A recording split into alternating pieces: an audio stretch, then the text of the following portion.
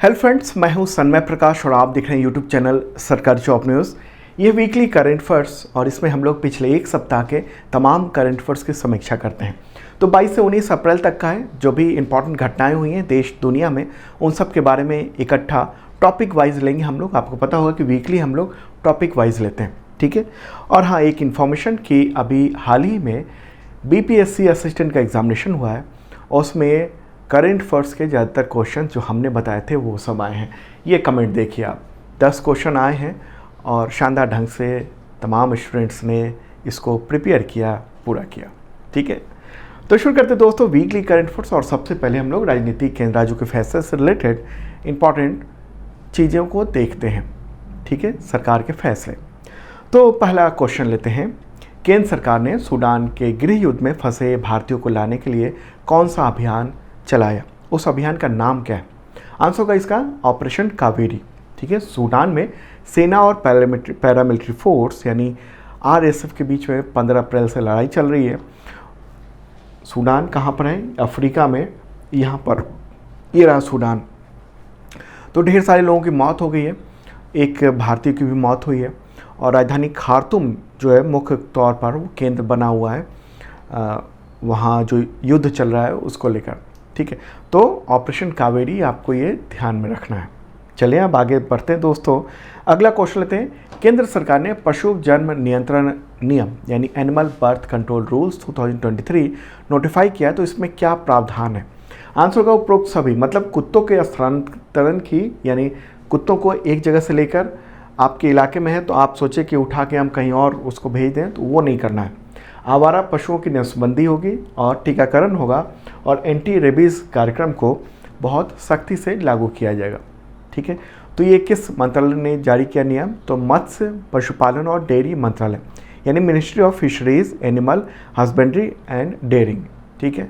और ये नियम इसने किसकी जगह लिए? तो 2001 का जो कानून था पशु जन्म नियंत्रण कुत्ते नियम 2021, उसकी जगह पर इसको लाया गया है, ठीक है। महत्वपूर्ण बात यह है। चलिए दोस्तों अब आगे बढ़ते हैं और अगला जो नियुक्ति से रिलेटेड क्वेश्चन लेते हैं। क्वेश्चन होगा नैस्कॉम का अध्यक्ष वर्ष 2023-24 के लिए किसे चुना गया है? आंसर होगा इसका अनंत महेश्वरी, ठीक है। क्या नाम है? अनंत महेश्वरी। और नैस्कॉम का फुल फॉर्म क्या होता है?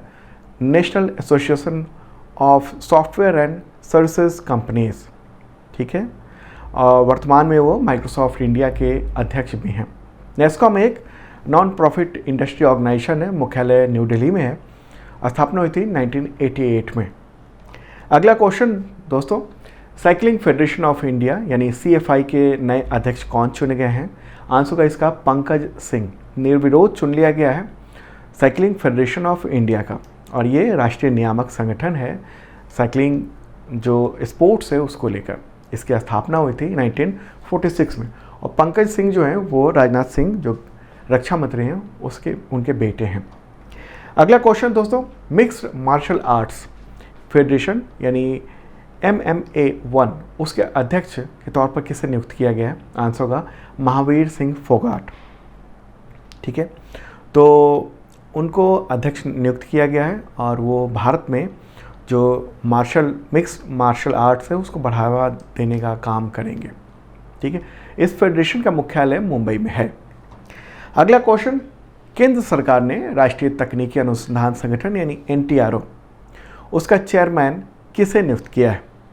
नेशनल टेक्निकल रिसर्च ऑर्गेनाइजेशन, ये एक खुफिया संगठन है जिसे RNAW यानी रॉ है, उसी तरीके से ये, या IBI इंटेलिजेंस ब्यूरो, उसी तरीके से ये खुफिया संगठन है। इसका आंसर क्या होगा? इसका आंसर होगा अरुण सिन्हा, ठीक है, अरुण सिन्हा। इससे पहले वो NTRO में एडवाइज़र रह चुके हैं, तो अब उनको चेयरमैन के पद पर नियुक्त किया गया। और ये एजेंसी क्या करती है? ये राष्ट्रीय सुरक्षा सलाहकार के अधीन काम करती है, प्राइम मिनिस्टर की रिपोर्ट करती है। काम जो है इसका वो भारत सरकार के जो तमाम एजेंसी है जैसे IB, NIA, रॉ, रक्षा खुफिया एजेंसी, इन सबको टेक्निकल सूचनाएं प्रदान करना, युद्ध संबंधी सुरक्षा, कम्युनिकेशन, इंक्रिप्शन, डिक्रिप्शन, ये सब इंफॉर्मेशन ये देने की जिम्मेदारी है। अगला क्वेश्चन लेते हैं। PESB ने BEML लिमिटेड का नया चेयरमैन और मैनेजिंग डायरेक्टर किसे चुना है? आंसर होगा इसका शांतनु राय। PESB का फुल फॉर्म क्या होता है? उसका फुल फॉर्म होता है पब्लिक एंटरप्राइजेज सिलेक्शन बोर्ड।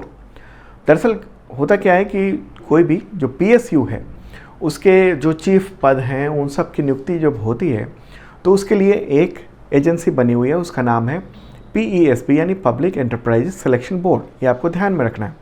और वो फिर चुन के नाम भेजता है एक, और उस पर प्रधानमंत्री की अध्यक्षता वाली कैबिनेट की नियुक्ति समिति वो आखिरी फैसला लेती है। ठीक है, तो माना जाता है कि जब उसने एक बार सिलेक्शन कर लिया तो जो कैबिनेट कमेटी है उसकी मुहर लग ही जाएगी। ओके, BEML क्या है? वो डिफेंस मिनिस्ट्री के अंतर्गत एक मिनी रत्न लाभकारी कंपनी है और ये डिफेंस, रेलवे, इन सब के लिए हेवी इक्विपमेंट बनाती है। मुख्यालय बेंगलुरु कर्नाटक में है। ठीक है, और स्थापना हुई थी 1964 में। अगला क्वेश्चन, PESB ने भारत डायनामिक्स लिमिटेड यानी BDL का नया चेयरमैन और मैनेजिंग डायरेक्टर यानी CMD किसे चुना है? आंसर का A. माधव राव। ठीक है, A. माधव राव। ये जो कंपनी है भारत डायनामिक्स लिमिटेड, ये डिफेंस मिनिस्ट्री के अंतर्गत एक PSU है और इसका काम भारत के लिए गोला बारूद, मिसाइल सिस्टम, इन सब का निर्माण करना है। मुख्यालय हैदराबाद में है, तेलंगाना में, और स्थापना हुई थी 1970 में, 1970 में। अब दोस्तों आर्थिक यानी इकोनॉमिक जो गतिविधियां हुई हैं पिछले एक सप्ताह में, उन सब के बारे में आपको बताते हैं। हाँ, उससे पहले आपको इन्फॉर्म कर दूं कि इसका PDF अवेलेबल है। जिन लोगों ने मेंबरशिप लिया हुआ है 1 ईयर का, बहुत मामूली सी रकम है, तो वो सरकारी जॉब न्यूज़ का जो ऐप है वहाँ से डाउनलोड कर सकते हैं उसे। और हाँ, ये जो मेंबरशिप है आप देख रहे हैं, इसके ज़रिए आपको मिलता है PDF weekly, monthly, quarterly, yearly, साथ में मॉक टेस्ट और टेस्ट सीरीज़ है तमाम तरह के एग्जामिनेशन के लिए जो आप टेस्ट दे सकते हैं। तो इस वीडियो के डिस्क्रिप्शन में चेक कर लेना, आपके बहुत काम आएगा।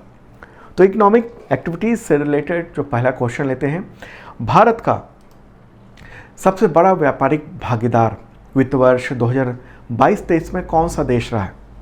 सबसे बड़ा ट्रेड पार्टनर, तो आंसर होगा USA। Okay, America. ठीक है, और ये रिपोर्ट किसने जारी की है? तो केंद्रीय वाणिज्य मंत्रालय, उसने ये रिपोर्ट जारी की है। और दूसरा सबसे बड़ा भागीदार है चीन। ठीक है, इससे पहले भी नंबर 1 USA था इंडिया के लिए जो ट्रेड पार्टनर। ट्रेड पार्टनर का मतलब ये हुआ कि हम उससे आयात और निर्यात करते हैं, तो टोटल जो पूरा अमाउंट हुआ वो सबसे ज़्यादा किससे करते हैं? तो सबसे ज़्यादा अमेरिका है, उसके बाद हम स्थान आता है चीन का। ठीक है, भारत जो है ना वो दुनिया के 192 कंट्रीज़ में करीब करीब 7,500 आइटम का निर्यात करता है, इतने आइटम, और जबकि 140 कंट्री से लगभग 6,000 आइटम आयात करता है। ओके, अगर हम देखेंगे कि आयात और निर्यात कितना रहा है पिछले साल, पिछले फाइनेंशियल ईयर का, तो आप देख रहे हैं 2022-23 $770.18 अरब डॉलर, और आयात ज़्यादा रहा यानी हम घाटे में रहे हैं, 892.18 अरब डॉलर। अमेरिका के साथ जो कारोबार हुआ है वो है 128.55 अरब डॉलर का। ओके, और अमेरिका को निर्यात और आयात की बात करेंगे तो हमने निर्यात किया है 78.31 अरब डॉलर का और आयात किया है 50.24 अरब डॉलर का। मतलब यहाँ पर हम फ़ायदे में हैं, निर्यात ज़्यादा कर रहे हैं और आयात कम कर रहे हैं। अगर चीन की बात करेंगे तो वहाँ पर ट्रेड डेफिसिट बहुत ज़्यादा है। जैसे निर्यात हमने किया है, एक्सपोर्ट किया है मात्र 15.32 अरब डॉलर का, जबकि इंपोर्ट किया है 98.51 अरब डॉलर का। तो ये ट्रेड डेफिसिट नुकसान हमें चीन के साथ कारोबार में देखना पड़ रहा है। चीन जो है वो दुनिया की फैक्ट्री है, तो उसके यहाँ इतने सारे सामान बनते हैं, इतनी चीज़ें कि हमें वहाँ से इंपोर्ट करना पड़ता है।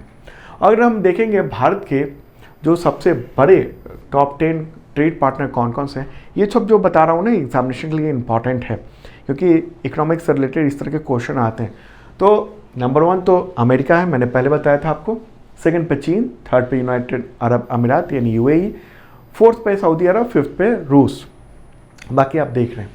और अगर बात होगी कि भारत से निर्यात होने वाले जो टॉप 10 देश हैं वो कौन कौन से, तो ये है सबसे ज़्यादा भारत जो निर्यात करता है वो सबसे ज़्यादा अमेरिका, उसके बाद UAE, फिर चीन है स्थान, फिर हांगकांग है, फिर 5वां स्थान है सिंगापुर का। ठीक है, ये क्या है? ये निर्यात के मामले में। इंपोर्ट की बात करेंगे तो सबसे ज़्यादा हम करते हैं इंपोर्ट चीन से, सेकंड स्थान है अमेरिका का, थर्ड है फिर यूनाइटेड अरब अमीरात यानी यूएई, फोर्थ है सऊदी अरब और फिफ्थ है रूस। ठीक है, तो ये इंपॉर्टेंट बातें हैं जो कि ज़रूरी है इकोनॉमिक्स से रिलेटेड, ये सब डेटा होना चाहिए। चलिए दोस्तों अब आगे बढ़ते हैं। अगला क्वेश्चन, किस सार्वजनिक क्षेत्र उद्यम यानी पीएसयू को अप्रैल 2023 में मिनी रत्न श्रेणी 1 का दर्जा मिला है?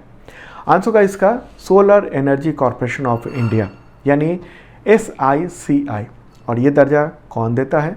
तो ये दर्जा देता है भारत सरकार का जो नवीन और नवीनीकरणीय ऊर्जा मंत्रालय यानी new and renewable energy ministry जो है उसी के द्वारा दिया जाता है। ठीक है, solar energy corporation of India यानी SICI ये भारतीय, इसको हिंदी में भारतीय सौर ऊर्जा निगम लिमिटेड कहते हैं। चेयरमैन है इसके भूपेंद्र सिंह भल्ला। स्थापना हुई थी 2011 में, 2011 में। ठीक है, और ये एक इम्पॉर्टेंट है, सोलर से रिलेटेड जो सरकार की योजनाएं हैं उसको इम्प्लीमेंट करने का काम यही करता है। दोस्तों अब डिफेंस से रिलेटेड इंपॉर्टेंट क्वेश्चन देखते हैं सप्ताह के, और पसंद आ रहा हो तो एक लाइक बटन जरूर दबा देना, और जिन लोगों ने सब्सक्राइब नहीं किया ज़रूर कर दें। तो क्वेश्चन होगा, इंडियन नेवी के युद्धपोत का नाम बताएं जो ऑपरेशन कावेरी में सूडान से लोगों को निकालने में इस्तेमाल हो रहा है। इससे रिलेटेड हमने सबसे पहले क्वेश्चन पूछा था या आपको बताया था मैंने कि ऑपरेशन कावेरी के बारे में। ठीक है, अब यहाँ पर बात हो रही डिफेंस में कि किन युद्धपोतों का इस्तेमाल हो रहा है इंडियन नेवी के। तो आंसर का इसका INS तेग और INS सुमेधा। ठीक है, तो INS सुमेधा आप देख रहे हैं और ये है INS तेग। देखिए सूडान में गृह युद्ध चल रहा है और उससे वहाँ से निकालने के काम जो है उसका अभियान का नाम है ऑपरेशन कावेरी। तो इंडियन नेवी और एयरफोर्स दोनों ये काम कर रही। हो ये रहा है कि इंडियन नेवी जो है ना वो पोर्ट सूडान से, एक बार मैप के थ्रू आपको बताते हैं ताकि आसानी से आपको समझ में आ जाए। ठीक है, तो इंडियन नेवी, ये तो सूडान यहाँ पर रहा और ये रेड सी है, तो यहीं पर पोर्ट सूडान है। ओके सॉरी, यहाँ पर पोर्ट सूडान है, तो यहाँ पर जद्दा है सऊदी अरब का। तो ये INS तेग और INS सुमेधा ये क्या कर रहे हैं, यहाँ से लोगों को लेकर यहाँ जा रहे हैं और यहाँ से फिर फ्लाई होकर एयरफोर्स के जो हरकुलस विमान है C-130J उससे जद्दा से इंडिया लाया जा रहा है लोगों को। तो ये एक महत्वपूर्ण बात ये रही। ठीक है, अच्छा INS तेग जो है ना वो स्टेल्थ गाइडेड मिसाइल फ्रिगेट है और INS सुमेधा ऑफशोर पेट्रोल वीजल है। ये जो वॉरशिप है उसकी कैटेगरी होती है। अगला क्वेश्चन दोस्तों, सिपरी SIPRI उसकी ताज़ा रिपोर्ट के अनुसार वर्ष 2022 में, ये रिपोर्ट अभी 2023 में जारी हुई है, तो उसमें ग्लोबल मिलिट्री खर्च में भारत किस स्थान पर रहा? इसका आंसर होगा फोर्थ यानी चौथा स्थान है पूरी दुनिया में जो मिलिट्री पर खर्च कर रही है सरकारें उसमें। ओके चलिए आगे बढ़ते हैं। अगला क्वेश्चन है इसी से रिलेटेड है। सिपरी की ताज़ा रिपोर्ट के अनुसार वर्ष 2022 में ग्लोबल मिलिट्री खर्च में पहले स्थान पर कौन सा देश रहा है? तो पहले स्थान पर है स्थान अमेरिका का, नंबर 1 पोजीशन पे अमेरिका है। ठीक है, किसने रिपोर्ट जारी की है? सिपरी ने। सिपरी का फुल फॉर्म क्या होता है? स्टॉकहोम्स इंटरनेशनल पीस रिसर्च इंस्टीट्यूट। तो उसने अप्रैल 2023 में ये डेटा जारी किया है 2022 का। रिपोर्ट का क्या नाम है? Trends in world military expenditure 2022। ठीक है, तो अगर हम देखेंगे कि साल दर साल मिलिट्री का खर्चा बढ़ता ही जा रहा है, ये 2022 का ये देख रहे हैं आप काफ़ी तेज़ी से, और ख़ासतौर पे जो यूक्रेन और रूस का जो तनाव चला है, युद्ध चल रहा है, उसमें ये खर्चा बहुत ज़्यादा बढ़ गया है। ठीक है, तो ये इम्पॉर्टेंट बात है। अगर हम बात करेंगे कि किसने कितना खर्च किया है, तो अमेरिका नंबर 1 है, $877 बिलियन यानी तकरीबन 71 लाख करोड़ रुपए मिलिट्री पर। सेकंड पे चाइना है, $292 बिलियन तकरीबन 23 लाख करोड़ रुपए। तीसरे पर रूस है, 86.4 बिलियन तकरीबन 7 लाख करोड़ रुपए। फोर्थ पे इंडिया, 81.4 बिलियन लगभग 6 लाख करोड़ रुपए। फिर पांचवें स्थान पर है सऊदी अरेबिया। ओके दोस्तों, अब इवेंट से रिलेटेड क्वेश्चन लेते हैं। बिहार के किस जिले में थावे महोत्सव आयोजित हुआ? आंसर होगा गोपालगंज। ठीक है। तो ये अप्रैल में हुआ 15 और 16 अप्रैल को। ओके, बिहार की बात कर रहे हैं, चीफ मिनिस्टर नीतीश कुमार है, गवर्नर है राजेंद्र विश्वनाथ अर्लेकर। दोस्तों अब स्पोर्ट्स से रिलेटेड कुछ क्वेश्चन लेते हैं पिछले एक सप्ताह के। अंडर 20 फुटबॉल वर्ल्ड कप 2023 की मेजबानी इंडोनेशिया की जगह किस देश को मिली? आंसर होगा अर्जेंटीना। ठीक है, ये इंडोनेशिया से होस्टिंग अधिकार छीनकर अर्जेंटीना को दे दिया गया और ये 20 मई से 11 जून 2023 तक इसका आयोजन होगा। और अब अवार्ड से रिलेटेड इंपॉर्टेंट क्वेश्चन।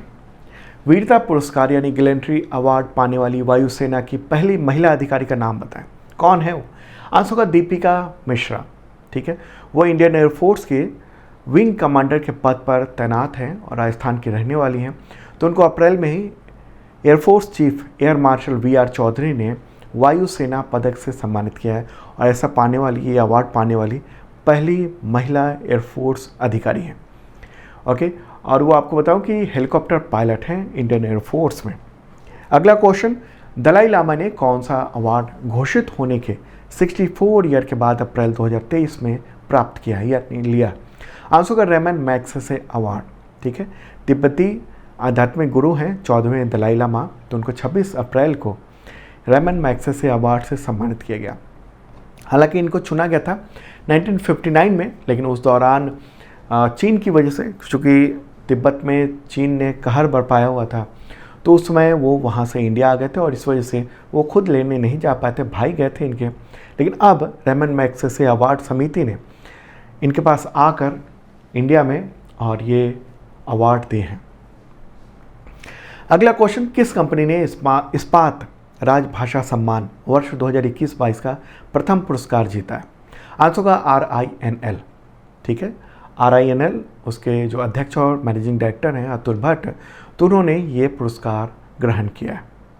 ओके, तो इस राष्ट्रीय इस्पात निगम लिमिटेड मुख्यालय विशाखापत्तनम में है, स्थापना हुई थी 1982 में। अगला क्वेश्चन लेते हैं, संतोकबा मानवतावादी पुरस्कार 2023 के विजेता का नाम बताएं? आंसर होगा सोनम वांगचुक। ठीक है, इनोवेटर हैं, पर्यावरणविद हैं, इंजीनियर हैं, शिक्षाविद हैं, तो उनको 10 अप्रैल को ये अवार्ड दिया गया। किसने अवार्ड दिया? तो श्री रामकृष्णा एक्सपोर्ट नामक एक डायमंड क्राफ्टिंग और निर्यात कंपनी है और उसके philanthropic arm Shri Ramakrishna knowledge foundation, उसके द्वारा ये दिया गया है। इस अवार्ड के साथ 1 करोड़ रुपये नगद राशि दी जाती है। अगला क्वेश्चन, लता दीनानाथ मंगेशकर पुरस्कार 2023 के लिए किसे चुना गया है? आंसर होगा आशा भोसले। ठीक है, ये अवार्ड मंगेशकर परिवार और ट्रस्ट के द्वारा दिया जाता है। तो इनके बारे में आप जानते होंगे, प्रख्यात गायिका हैं आशा भोसले और लता मंगेशकर की छोटी बहन है। तो अब बात होगी जो कुछ लोगों के निधन हुए हैं उनसे रिलेटेड क्वेश्चन। किस राज्य के पूर्व मुख्यमंत्री प्रकाश सिंह बादल का निधन 25 अप्रैल 2023 को हो गया? आंसर होगा पंजाब। पंजाब के 5 बार के वो मुख्यमंत्री थे, 95 ईयर के थे। ठीक है, उनको कौन कौन से अवार्ड मिल चुके हैं? तो उनको 2015 में पद्म विभूषण सम्मान दिया जा चुका है। अगला क्वेश्चन, किस भाषाई फिल्मों के मशहूर एक्टर मामू कोया का निधन हो गया 26 अप्रैल 2023 को? आंसर का मलयालम। केरल में सर्वाधिक बोले जाने वाली ये भाषा है, तो उनका निधन हो गया है। 1979 में उन्होंने थिएटर्स के जरिए डेब्यू किया था, शुरुआत की थी एक्टिंग की और 4 दशकों में उन्होंने 450 से अधिक मलयालम फिल्मों में एक्टिंग की है। एक फ्रेंच फिल्म में भी इन्होंने एक्टिंग की थी। अगला क्वेश्चन, मुरकोथ वेंगाकांडी शंकरन यानी MV शंकरन, उनका निधन हो गया 23 अप्रैल 2023 को, तो किस लिए जाने जाते थे? आंसर का सर्कस। आपने नाम सुना होगा जेमिनी सर्कस का, इन्हीं का था और सर्कस के मामले में काफ़ी बड़ा नाम था, 99 ईयर के थे। अगला क्वेश्चन, पाकिस्तानी कनाडाई तारिक फ़तेह का निधन हो गया 24 अप्रैल 2023 को। तो इनमें से क्या थे वो? आंसर का पत्रकार, काफ़ी लंबे समय से कैंसर से पीड़ित थे वो। अब बात करते हैं हम लोग योजना यानी स्कीम से रिलेटेड, सरकार की जो स्कीम है उससे रिलेटेड क्वेश्चंस। तो क्वेश्चन होगा, केंद्रीय कैबिनेट ने देश भर में कितने नए सरकारी नर्सिंग कॉलेज खोलने का फैसला किया? आंसर होगा 157। ठीक है, केंद्रीय स्वास्थ्य मंत्री हैं मनसुख मांडविया, तो उन्होंने ये बताया है मीडिया को कि कैबिनेट ने ये फैसला किया। कहाँ पर खोले जाएंगे? तो देश भर में जो मेडिकल कॉलेजेज हैं सरकारी, वहाँ पर इसको खोला जाएगा। ठीक है, इस पर सरकार 1570 करोड़ रुपये खर्च करने जा रही है। अगला क्वेश्चन, भारत का कौन सा संस्थान तंजानिया में अपना पहला अंतर्राष्ट्रीय कैंपस स्थापित करेगा? ऐसा फैसला लिया है इसने।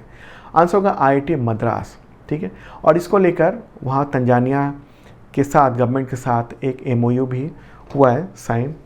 ओके, तो ये टीम भी गई थी वहाँ पर और वहाँ पर ओपन करने का फैसला लिया गया है।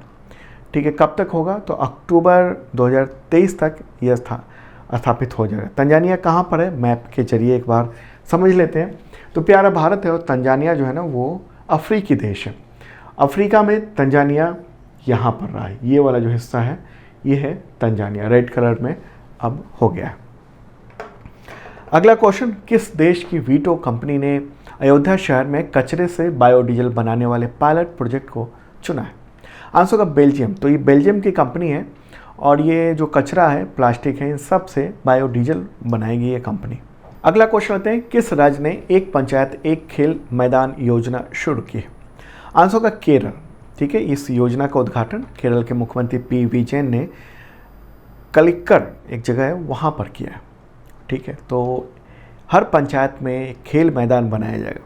केरल, वहाँ के गवर्नर कौन है? आरिफ मोहम्मद खान। मुख्यमंत्री तो P. जैन हैं और राजधानी तिरुवनंतपुरम। अगला क्वेश्चन, उत्तर प्रदेश सरकार ने राज्य के सभी सरकारी वाहनों को इलेक्ट्रिक वाहनों यानी EV में बदलने का लक्ष्य क्या तय किया? आंसर होगा 2030 तक। ठीक है, 2030 तक जितने सरकारी वाहन हैं वो रिप्लेस किए जाएंगे, मतलब उसमें कोई चेंज नहीं किया जाएगा बल्कि रिप्लेस किए जाएंगे। ठीक है, तो और ऐसा अगर होता है तो 2030 तक ऐसा करने वाला वो देश का पहला राज्य बन सकता है। नियमों में भी बदलाव किए गए हैं इससे रिलेटेड। ठीक है, परचेज के लिए कि ज़्यादा कीमत के भी वाहन खरीदे जा सकते हैं। अगला क्वेश्चन, NHAI ने देश में लगभग 10,000 किलोमीटर ऑप्टिकल फाइबर यानी OFC इंफ्रास्ट्रक्चर वाले डिजिटल हाईवे विकसित करने का लक्ष्य क्या तय किया है? क्या है लक्ष्य? आंसर होगा 2024-25 तक। ठीक है, तो मतलब क्या हुआ? तो NHAI यानी राष्ट्रीय राजमार्ग प्राधिकरण, भारतीय राष्ट्रीय राजमार्ग प्राधिकरण यानी national highway authority of India, वो क्या करेगा कि 10,000 किलोमीटर के क्षेत्र में वो ऑप्टिकल फाइबर बिछा देगा। और इससे क्या होगा? इससे जो आने वाले वक्त में 5G 6G है उसको लेकर एक इंफ्रास्ट्रक्चर रोड पर ही बना रहेगा। उससे तमाम कंपनियों को फ़ायदा होगा, साथ में NHAI को भी फ़ायदा होगा कि वो इसे किराए पर दे सकता है। ओके, NHAI उसकी स्थापना हुई थी 1995 में। मुख्यालय दिल्ली में है। चेयरपर्सन है संतोष कुमार यादव। और किस मिनिस्ट्री के अंतर्गत आता है? तो road transport and highways ministry. तो अब बात करते हैं विदेश से रिलेटेड, फॉरेन एक्टिविटीज़, गतिविधि जो भी हुई है उससे रिलेटेड क्वेश्चन। पहले पड़ोसी देश, बांग्लादेश के नए राष्ट्रपति के रूप में किसने शपथ ली? कौन हो गए? आंसर होगा शहाबुद्दीन चुप्पू। कई जगह ये छुप्पू लिखा हुआ है, न्यूज़पेपर में कई जगह चुप्पू लिखा हुआ है, तो ये नाम है इनका। ठीक है, तो 22वें राष्ट्रपति बने हैं बांग्लादेश के। बांग्लादेश की प्राइम मिनिस्टर कौन है? शेख हसीना। ठीक है, राजधानी ढाका है और मुद्रा क्या है? बांग्लादेशी टका। अगला क्वेश्चन लेते हैं, किस देश ने अपने बैस्टिल डे सैन्य परेड में भारतीय प्राइम मिनिस्टर को आमंत्रित किया? आंसर होगा फ्रांस। फ्रांस में होता है ये बैस्टिल डे इवेंट और ये 14 जुलाई को होता है हर साल, और इसको सैन्य परेड के रूप में जाना जाता है 14 जुलाई के। और ये परेड जो है ना वो 1880 से आयोजित हो रहा है पेरिस में। ठीक है, फ्रांस मैप में आप देख रहे हैं, तो ये हो सकता है कि प्राइम मिनिस्टर नरेंद्र मोदी वहाँ पर पहुँचेंगे। फ्रांस, उसकी जो राजधानी है वो पेरिस है और प्रेसिडेंट है इमैनुअल मैक्रोन। अगला क्वेश्चन, 5वीं भारत गुयाना संयुक्त आयोग की बैठक कहाँ पर आयोजित हुई है? आंसर होगा जॉर्ज टाउन। ये गुयाना की राजधानी है। तो एस जयशंकर विदेश मंत्री, उन्होंने 22 अप्रैल को गुयाना की यात्रा की और वहाँ पर इसकी मीटिंग की है। ठीक है, और इसमें क्या क्या बातचीत हुई है? तो agriculture, energy, health, pharmaceutical, Ayurveda, defence cooperation, human resource, इन सब पर बातचीत हुई है।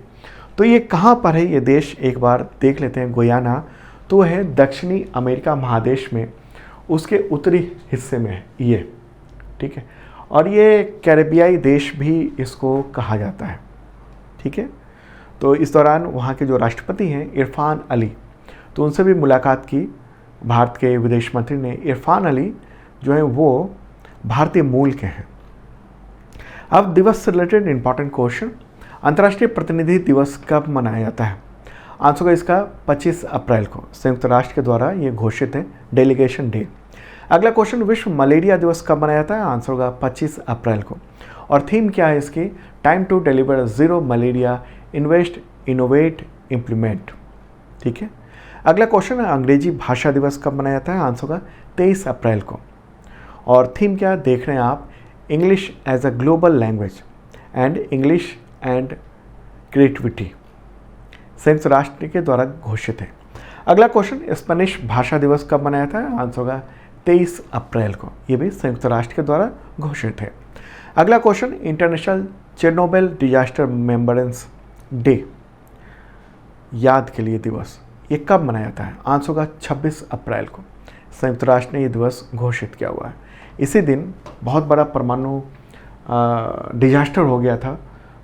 उस वक्त सोवियत संघ के अंडर में ये प्लांट था, उसमें विस्फोट हो गया और उससे काफ़ी नुकसान हुआ था। अभी इसको ढक दिया गया और इस वक्त ये यूक्रेन में स्थित है। अगला क्वेश्चन, राष्ट्रीय पंचायती राज दिवस कब मनाया जाता है? आंसर होगा 24 अप्रैल को। ठीक है, तो पूर्व प्राइम मिनिस्टर मनमोहन सिंह, पूर्व प्रधानमंत्री मनमोहन सिंह ने 24 अप्रैल 2010 को ये दिवस घोषित किया था। अगला क्वेश्चन, किस संविधान संशोधन की याद में 24 अप्रैल को राष्ट्रीय पंचायती राज दिवस मनाया जाता है? आंसर होगा 73वें संविधान संशोधन के तहत ही पंचायती राज को भारत में अमल में लाया गया था, या कहें उसको मैंडेटरी कर दिया गया था। अभी इस वक्त केंद्रीय पंचायती राज मंत्री कौन है? तो गिरिराज सिंह। उनके पास ग्रामीण विकास मंत्रालय भी है चार्ज में। अगला क्वेश्चन, शांति के लिए बहुपक्षीयता एवं कूटनीति का अंतर्राष्ट्रीय दिवस कब मनाया जाता है? आंसर होगा 24 अप्रैल को। ठीक है, संयुक्त राष्ट्र के द्वारा ये घोषित है दिवस। अगला क्वेश्चन, विश्व पुस्तक और कॉपीराइट दिवस कब मनाया जाता है? आंसर होगा 23 अप्रैल को। और थीम क्या है इसकी? इंडिजिनस लैंग्वेजेज यानी स्वदेशी भाषाएं। अगला क्वेश्चन, विश्व बौद्धिक संपदा दिवस कब मनाया जाता है? आंसर होगा 26 अप्रैल को। थीम क्या है? वुमेन एंड आईपी यानी intellectual property, accelerating innovation and creativity. ठीक है, तो ये है थीम। अगला क्वेश्चन, भारत के किस राज्य में खोंगजोम दिवस मनाया जाता है? आंसर होगा मणिपुर। ठीक है, और ये किस युद्ध की याद में? तो एंग्लो मणिपुर युद्ध 1891 में हुआ था, उसको लेकर। ओके, तो दोस्तों ये था इंपॉर्टेंट करंट अफेयर्स। कैसा लगा कमेंट बॉक्स में आप बता सकते हैं। और हाँ, जिन लोगों ने मेंबरशिप लिया हुआ है उनको, कुछ लोगों का कहना है कि उनको ऐप ओपन होने में दिक्कत होती है, तो कुछ नहीं है, ऐप में कोई दिक्कत नहीं है। आप अपना क्रोम ब्राउज़र जो है ना उसको अपडेट कर लीजिए। अगर जिनके भी प्रॉब्लम आ रही है मोबाइल में, क्रोम ब्राउज़र को अपडेट कर लेंगे तो सरकारी जॉब न्यूज़ का जो ऐप है ना वो खुद ब खुद बेहतर चलने लगेगा, क्योंकि दोनों कनेक्टेड ऐप हैं। जो ये सरकारी जॉब न्यूज़ का ऐप है वो कनेक्टेड है क्रोम से। ठीक है, तो इसलिए आपको एक बार अपडेट कर लेना होगा क्रोम ब्राउज़र, ताकि सरकारी जॉब न्यूज़ का जो ऐप है वो बेहतरीन ढंग से चले, फास्ट चले। ओके, और मेंबरशिप प्लान भी है, और जिनको कोई दिक्कत होती है हेल्पलाइन नंबर भी है, वहाँ कांटेक्ट कर सकते हैं आप। चलिए अब मिलते हैं कल मॉर्निंग को ताज़ा तरीन कंटेंट के साथ।